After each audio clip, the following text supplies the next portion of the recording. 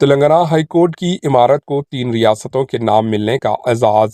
شہر حیدرآباد کے دلکش عمارتوں میں ہائی کورٹ کی عمارت بھی ایک ہے، جس کو 7ویں نظام حضرت میر عثمان علی خان نے تعمیر کروایا تھا۔ ہائی کورٹ کی عمارت کا تعمیری کام 15 اپریل 1915 کو شروع ہوا اور 31 مارچ 1919 کو مکمل کر لیا گیا۔ 20 اپریل 1920 کو ہائی کورٹ کی عمارت کا افتتاح 7ویں نظام حضرت میر عثمان علی خان نے کیا۔ ہائی کورٹ کی عمارت کا منصوبہ جے پور کے شنکر لال نے تیار کیا تھا اور اس کا ڈیزائن کو انجام دینے والے مقامی انجینئر مہر علی فضل تھے۔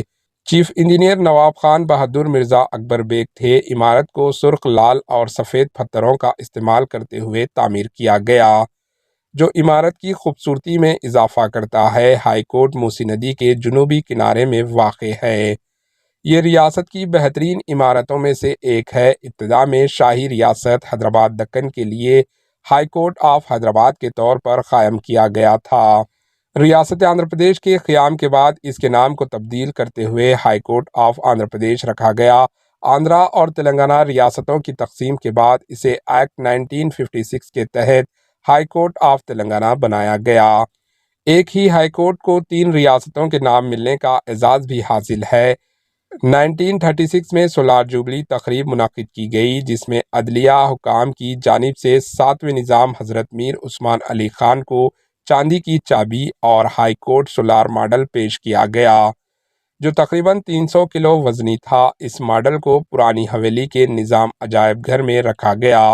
1919 میں 6 ججز کی رہائش کے علاوہ دفتری عملہ، ریکارڈ رومز اور ایڈوکیٹ ہال کی رہائشی مرکز عمارت میں تعمیر کیا گیا۔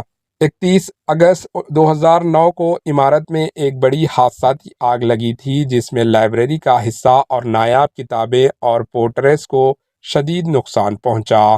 2006 میں گولڈن جوبلی تقریب منائی گئی، جس میں صدر جمہوریہ ہند مرحوم ڈاکٹر APJ عبدالکلام نے شرکت کی تھی۔